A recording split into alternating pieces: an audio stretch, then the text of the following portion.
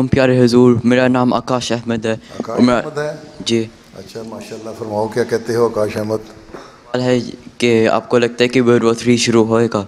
लगता क्या है, पर इस वक्त तो अब हर एक को लगने लग गया। बहुत सारे जो दुनिया वाले हैं, एनालिस्ट हैं, पॉलिटिशियंस हैं, जो पहले कहा करते थे कि तुम बहुत ज़्यादा ऑप्टिमिस्टिक हो, पैसिमिस्टिक हो, तुम यूँ नहीं होना यूँ नहीं होना, अब वो कहते हैं कि हाँ चांसेस तो लग रहे हैं वर्ल्ड वॉर के।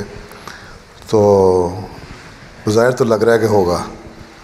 ठीक है, इसलिए अल्लाह से पनाह मांगो और अल्लाह ताला की तरफ ज़्यादा बढ़ो। और जब जंग के बाद के जो बाकी रह जाएगा ना, क्या हालात होंगे, उस वक़्त फिर लोगों को खुदा याद आएगा।